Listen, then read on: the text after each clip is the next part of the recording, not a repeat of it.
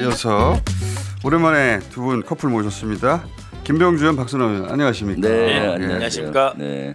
우리가 오늘 상반기 커플로 많이 나오셨는데 네, 그러네요. 오랜만에 모였습니다. 네. 자, 근데 이거부터 여쭤볼게요. 대통령이 국무회의 때 강하게 질타했는데 지금 국방장관이 취임사를 했는데 안규박 국방장관이 거기서 내란 극복에 대한 얘기를 3번이나 강조했는데 국방일보가 이 일면에서 취임사를 다루면서 내란 얘기를 쏙 빼버렸다.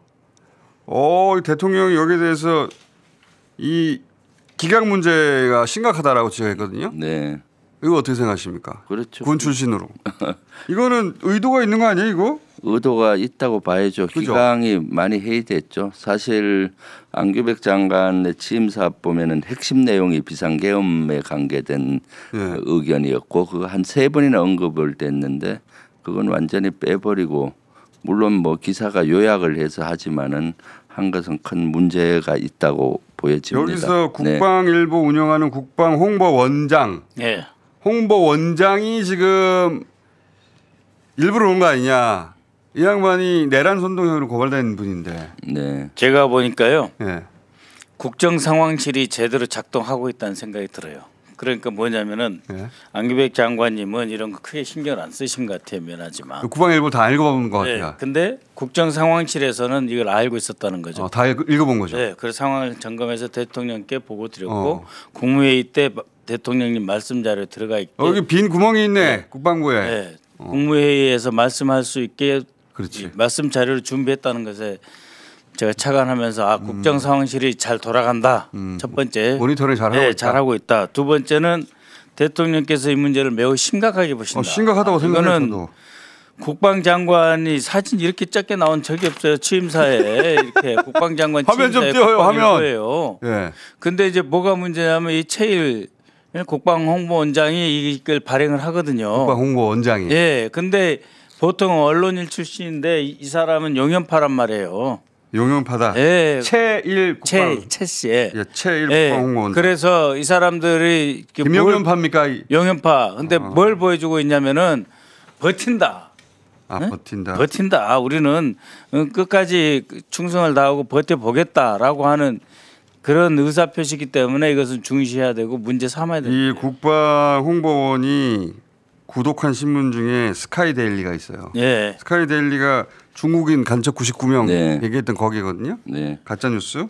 그다음에 한겨레 경향은 절도하고. 예. 그러니까 이분의 성향을 정확히 알 수 있죠. 근데 그건 네. 개인 성향이고 국방부 장관이 새로 왔는데 그리고 첫 국방부 장관 아닙니까? 네. 새 정부에. 그 비교를 해보면 완전히 달라요. 국방장관 취임 그거 하고 그다음에 김영현이 첫 그 행사로서 저기 일군사령부의 그 기갑부대 방문했을 때 사진하고 비교해 보면은 네. 전혀 다른 겁니다. 국방부 사진이 이만큼 있어요? 네.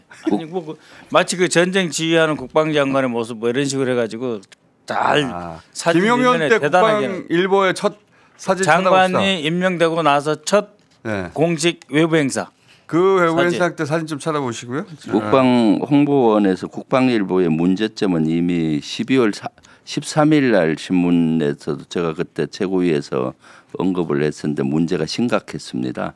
그때 윤석열 내란 수계가 내란의 당위성에 대해서 담화를 그랬죠. 했어요. 네, 말도 안 되는 소리죠. 네, 그걸 그대로 실은 겁니다. 여기 문제가 그래서 많구나, 그때 그 당시 이재명 전 대표님하고 저하고 최고위에서 이건 문제가 심각하다. 그래서 그때 최고위에서 문제를 지적하고 당장 조사하고 홍보원장 체의를 파면해라. 정신 못 차리고 있구나. 그 당시에는 홍보원장이 지시를 해서 한 걸로 제가 제보를 받아서 했는데 그런데 국방부에서 자체 조사를 했는데도 그 미진하게 해버렸어요. 그거를 대통령께서도 그때 되게 이재명 대표께서도 기억하고 계셨죠. 그리고 지금 또 이런 일이 일어나니까 이것은 문제가 강력하게 심각하다. 조처해야 되겠네. 그리고 제가 봤을 때 이재명 대통령의 메시지는 국방일보뿐만 아니라 이렇게 내란의 잔존 세력이 군 곳곳에 있으니까 확실히 기강을 잡아서 바로 세우라 그런 전체적인 메시지로 저는 보여졌습니다. 네. 박종근 사령관 얘기했듯이 네. 어둠 속에 숨어 있는 세력들이 확실하게 있는 거죠. 그래서 인사를 신속하게 해야 됩니다. 그러네요. 장관님이 네. 인사를 신속하게 하지 가차 없이 않으면 해야 됩니다. 이럴 때는. 방첩사도 다시 살아나고요. 네. 방첩사에서도 각 군 주요 인사들의 소위 말하는 캐비넷 가지고 장난치게 돼 있어요. 근데 곧 그 사성 장군 인사도 곧 한다고 하는데 어쨌든 지금 국방실국장부터 인사를 신속하게 하지 않으면은 이런 일이 계속될 겁니다. 김영삼 전 대통령이 공과에 대해 말들이 많지만 어느 누구도 토를 달지 않는 게 하나의 척결이에요. 네. 어느 날 아침에 신속하게 그때 그 하나회가 내란 세력 아닙니까? 그렇죠. 네. 용연파가 내란 세력이에요. 그렇죠. 가차 없이 정리해야 됩니다. 지금 다 그대로 있어요. 법무관리관, 네. 비서실장, 뭐 인사국장 뭐 다 그대로 있습니다 지금. 그러니까 그때 12.3이 내란이 일어나고 10일 후에인 12월 13일 날 내란 속에 담았는데도 그대로 그 국방일보에 기재를 해서 분노를 샀거든요. 그리고 지금도 이 아직도 그 습관을 못 버리고 있으니 하나회가 그대로 남아 있는 거예요, 말하자면. 네. 예. 네. 용연회가 그대로 남아 있는 거네요. 지금. 영연파. 예. 예. 가차 없이 인사해야 됩니다, 정말. 자, 그리고 방금 추미애 의원님이 얘기하셨는데 여인형이 2차 계엄을 준비했던 것 같다. 이거 얘기 들어보니까 그런 것 같아요. 예. 그죠? 네, 그렇죠. 전시 예산을 12월에 편성할 이유가 없죠. 그리고 12.3 내란 그리고 이후에 방첩사령관이 왜 그걸 해요? 바로 이렇게 지시를 해서 하는 것은 의도가 있는 거죠. 그러니까 제 2차 비상계엄을 그러니까요. 하겠다는 의도인데 그 얘기 들어보니까 12월 6일 날 저하고 박선현이 의원이 특전사 갔는데 그때 가지 않았으면 끔찍한 일이 있지 않았나 다시 한번 하는 자랑. 생각이 아니 아니 그거는 아까 밖에서 네. 두고 생각나더라고요. 그분이 그날 간 네. 거는 제가 여러 번 칭찬했는데 네. 또 한 번 칭찬할게요. 네. 그건 두고 역사에서 다시 위화도 해군처럼 맞지. 네. 그런 단어로 두 분이 간 거는 소환될 거예요. 네. 그때 안 갔으면 진짜 큰일 났어요. 그러니까 그거 보니까 아까 밖에서 얘기했는데 아 끔찍했다라는 생각이 또 들어요. 서로 칭찬했습니까? 저 자료를 그대로 놓고 제가 한두 가지 추가로 덧붙이겠습니다. 방첩사 공문 좀 띄워주세요. 예, 예. 지금 저 공문인데요. 그 몇 번 이야기했는데 이 그 정보위에 지금 간혹 나오거든요. 방첩 사령관이. 네. 그때 이 계엄에 대해서 물어봤을 때 비상계엄이든 경비계엄이든 의명, 그러니까는 대통령의 명예에서 자신이 합수부장이 된다라고 하는 것을 수학여행이라고 있잖아요. 수학여행 앞둔 학생처럼 들뜬 분위기로 여러 번 이야기했어요. 이 친구가. 그래서 내가 합수부장이 된다. 합수부는 계엄령이 참고로 떨어진다면 합수부는 참고로 전두환이 저기를 거친 거예요. 자기가 그렇습니다. 전두환 코스를 걷는다 이렇게 네, 생각하세요. 그런 거죠. 그러니까 자기가 합수본부장이 되면 국방부 장관의 관할을 받을 필요 없이 그렇지. 대통령 계엄사령관 자기한테 떨어진단 말이에요. 그렇지. 그러니까 자기가 돈을 관리를 해야 되겠다라고 하는데 이게 최상목하고 연결이 되는 거예요. 연결되죠. 최상목이 F4A 때 맨 처음에 그 소위 말하는 문건, 예. 문건에서 첫 보지도 번째가 못했다고 하는. 예, 그 문건에 예비비를 확보하라고 돼 있거든요. 예. 그리고 최근 들은 이야기인데 그 예비비 확보를 위해서 한국투자공사 KIC라고 있습니다. 이거는 저기 국제 담당 차관보가 관리를 해요, 기재부에. 그쪽을 통해 가지고 해외에 있는 채권이나 주식을 팔면 그 돈이 뭐 1,000억이든 2,000억이든 예산하고 마련된다. 상관없이 바로 땡겨올 수가 있어요. 그러니까 그 지시를 했다는 말이 있어요. 지금 최상무기가 특급 조사 대상이네. 예, 그 저기 처음 여기서 이야기를 하는 건데요. 그래서 이 방첩사령관과 최상무기가 만났을 가능성이 매우 높습니다. 그 전부터. 그건 적어도 내용은 알고 있어야 되는 거 아니에요? 예. 그렇게 하려면은. 그렇죠. 그렇다는 점 하나하고. 그러니까 그래서 그 쪽지라고 하면서 그렇게 아니 부인했나 문건 봐요. 핵심 문건이죠. 그걸 만약에 그렇게 실행했으면은 주요 임무를 실행한 거가 되는 거 아닙니까? 예. 그럼 뭐 영장 대상이지. 대통령실에 근무해본 사람 다 압니다. 대통령이 문건을 줄 때 예.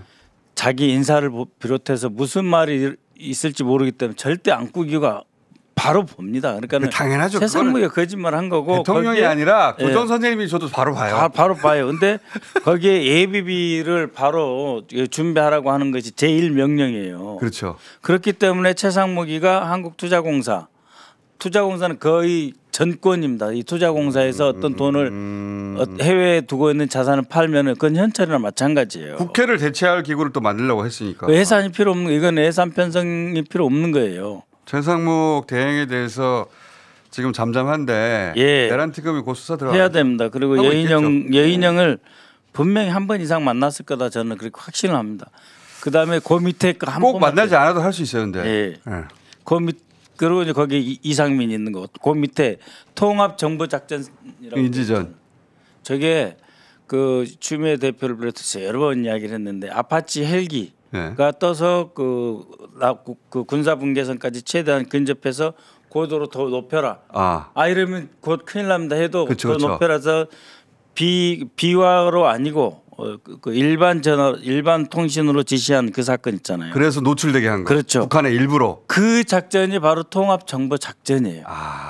그런 저 말은 거기에 4번 작전했어요. 저 말은 계엄한 이후에도 북한을 계속 자극할. 아니. 그럼요. 작년 6, 7, 8, 9 4번 했는데 아파치 헬기가 했는데 네. 그 작전을 통합 관리한 게 바로 통합정보작전이라는 거예요.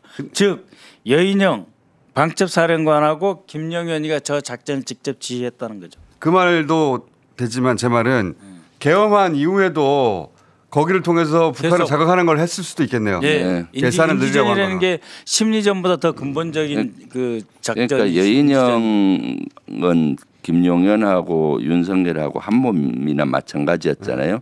비상계엄 12월 3일 날 하고 실패가 되면서 그 윤석열이가 다시 비상계엄하면 되니까 다음엔 철저히 준비해서 해라 이런 지시가 있었던 것 같고 그것을 여인영이 정확히 알았잖아요. 그러니까 합동수사본부를 꾸리다가 중지가 됐고 그때 예산을 다시 할 경우는 예산이 필요하다라는 걸 더 느꼈겠죠. 그래서 바로 12월 3일 날 저렇게 지시해서 합동수사본부 규모 확장. 그러니까 계엄 해제됐는데 그러니까요. 계엄 그것도 할 되어야 테니까. 네. 작동하는 합수부 예산을 왜 확보해? 아니, 12월 3일 저 때는 전시 예산을 편성할 시기가 아니에요. 그러니까. 그런데 저렇게 했다는 것은 제2 비상계엄을 염두에 두고 뒀다. 했다라고 보여지는. 그것도 있고요. 도대체 합동수사본부에서 네.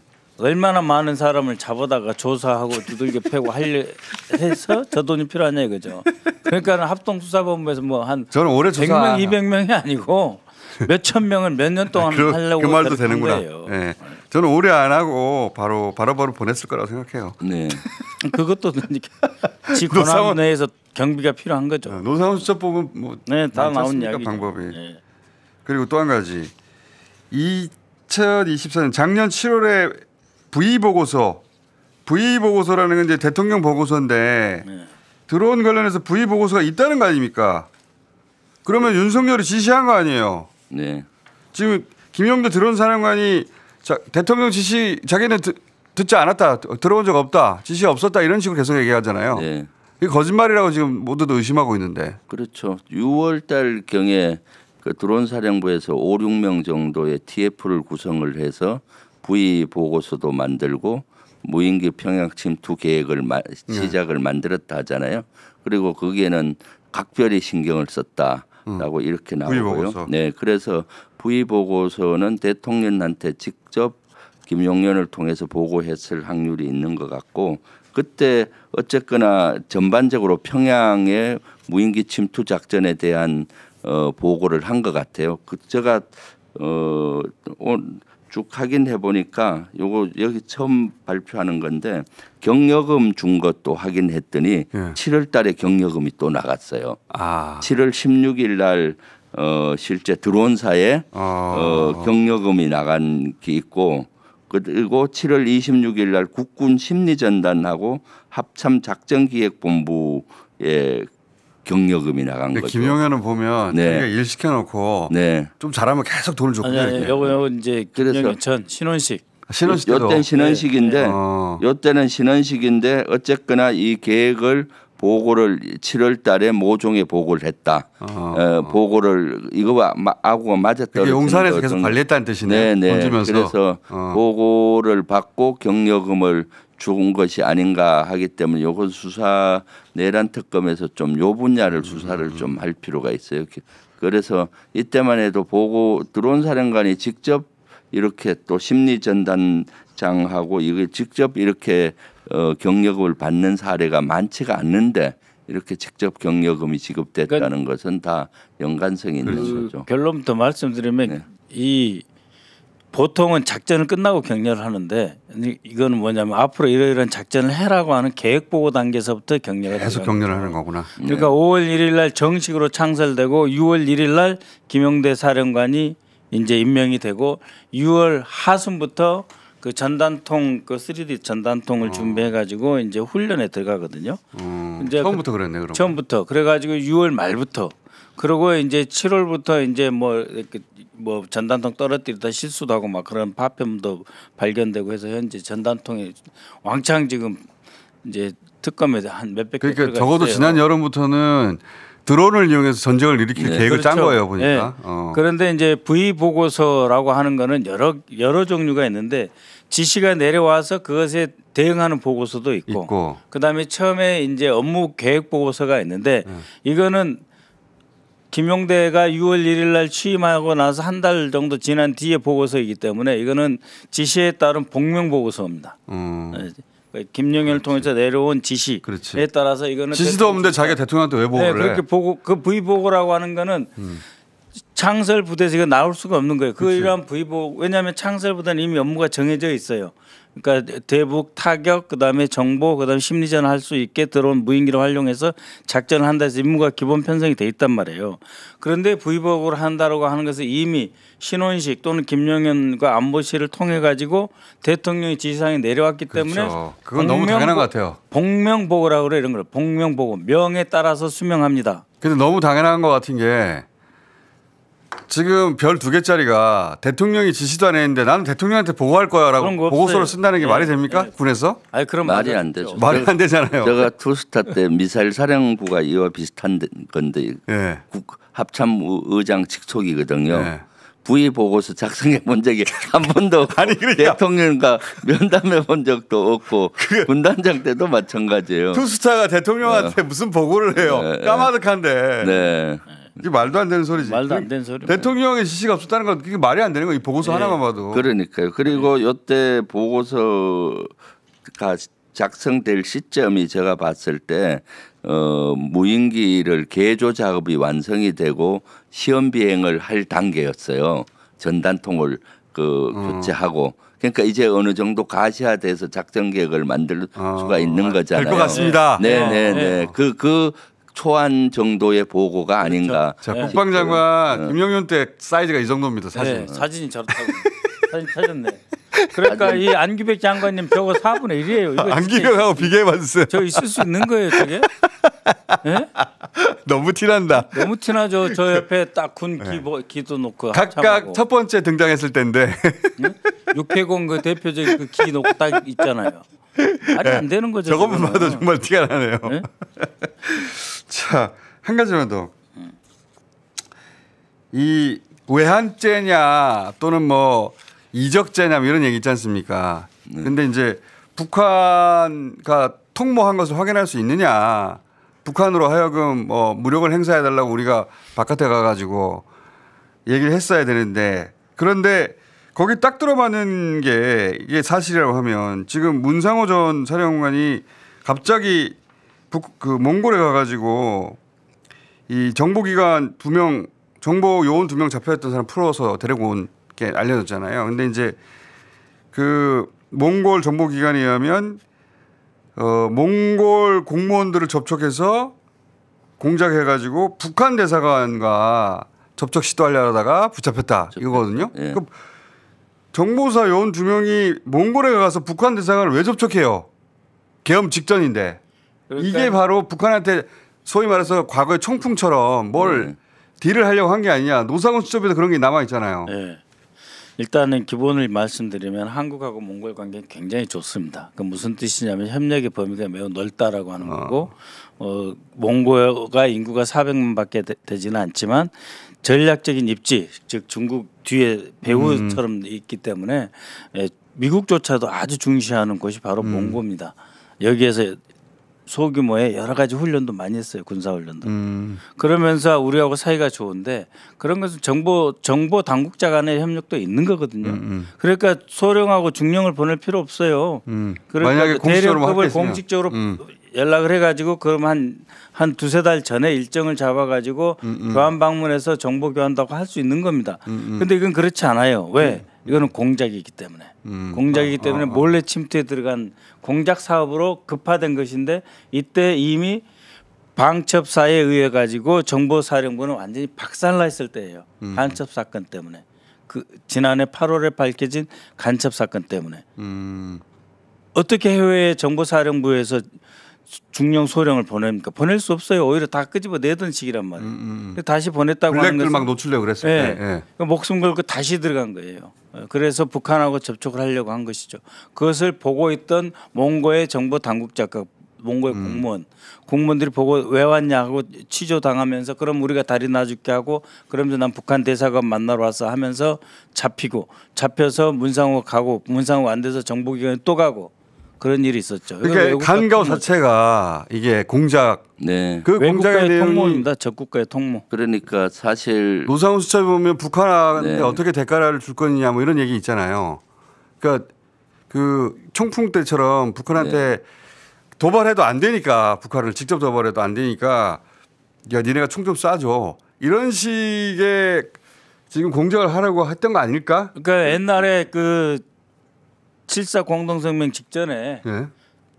북한에 가가지고 우리가 뭐 10월 유신 한다 뭐 이런 거 알려주잖아요. 그런 것일 수도 있고 이 통모에 보면 굉장히 넓습니다. 그러니까 북한과 통모했다는 거를 찾아내기는 쉽지 않아요. 그런데 찾을 수 있는 부대가 이제 정보사죠. 만약 한다면 정보사에서는 불행 요원들을 운용을 해서 그런 공작을 하는 기관이니까. 근데 그 직전에 아마 불행 요원 사건이 일어나서 중국에 있던 불행 요원들은 철수를 했어요. 그게 명단이 노출됐다고 하는 네, 거죠. 명단이 했고 그런데 몽고에도 보냈고 다시 그래서 아마 정보사를 내란 특검에서 압수수색하게 되면은 불행 요원들이 그 북한과 통모를 해서 이렇게 지시를 받고 하는 공작 사항들이 나올 확률이 많다고 저는 보거든요. 그래서 정보사를 내란 특검이 압수수색을 했고 거기에 그런 자료들이 있는지 확인이 필요하고 특히 몽고에서 일어났던 그거와 더 확인 작업이 필요하겠죠. 그 당시 또 불행 요원들을 또 참고인 조사를 하게 되면은 왜 갔는지 그런 걸 밝혀내야 되는 거죠. 참고인일지 피해자일지 모르죠. 네, 예, 그렇죠. 네. 네, 그래서 지금 이제 네. 이게 밝혀지면은 사실은 외환이 거의 확실해지는 건데. 두 가지입니다. 이거 하고 이제 갑자기 11월 25일부터 29일까지 대만을 방문한 건데요. 그거는 문상호가 직접 방문을 했고 대만도 그렇습니다. 이제 여러 동맹국들하고의 대만이 살기 위해서는 정보 협력을 하는 거고 때로는 정보 스피닝이라고 하는데 이렇게 하나 방향으로 돌리는 그 정보 조작도 많이 하는 건데 거기에 왜 정보사령관이 가냐 하는 거죠. 대만은 왜 갔을까요, 진짜? 정보사령관이 가지 않아요. 네.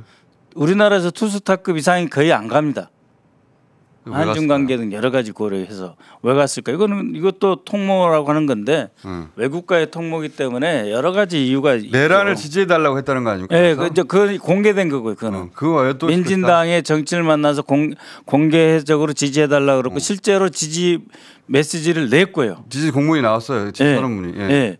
근데 그것만이냐 이거죠. 그거 하려고 달랑 갔냐? 아이 정보사령관 그것만 갖고는 안 가죠. 절대로. 그럼 또 뭘 했을까요? 예.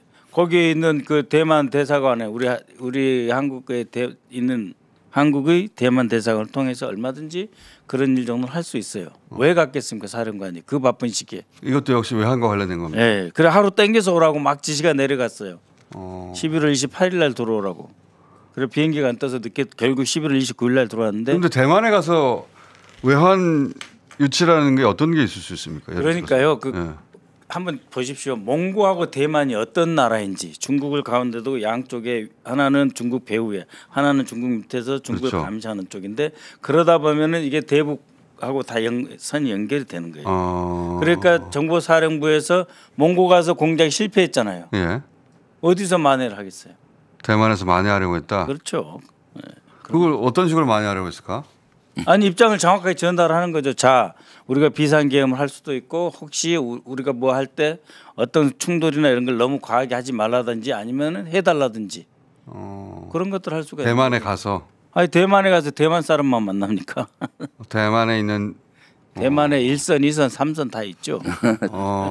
그렇게 지금 사실 연결되는구나. 내란 특검에서 가장 중시 여기는 것이 저는 외환죄라고 봅니다. 그게 가장 예, 큰 예. 중재죠 지금. 밝혀지지 않은 중재. 밝혀지지 않는 건데 지금 뉴스공장의 박영강 기자하고 아주 취재를 잘하고 있습니다. 네, 그래서 그 지난번에 무인기를 우리 끝까지 파고 있어요. 네, 그래서 지금 아주 박영강 기자가 적극적으로 이렇게 선제적으로 취재를 하고 밝히고 또 저한테도 같이 제보를 해주고 해서 지금 외환죄는 어떻게든 이걸 철저히 밝혀내야만이 내란의 실체가 그렇죠. 나오잖아요. 그게 중요하다고 지금 반이 봅니다. 안 나오죠. 반이. 네. 아예 네. 통으로 안 나온 거니까. 그런 측면에서 뉴스공장 박영강 기자 엄청나게 지금 많이 그 노력하고 실제 공이 큽니다. 두 분이 파트너가 돼 있더라고요 지금. 네. 자 오늘 여기까지 하고 또 모시겠습니다. 감사합니다. 박선원 TV 많이 구독해 주십시오. 요새 3,000명 빠졌습니다. 3,000명 빠졌어요. 감사합니다. 네.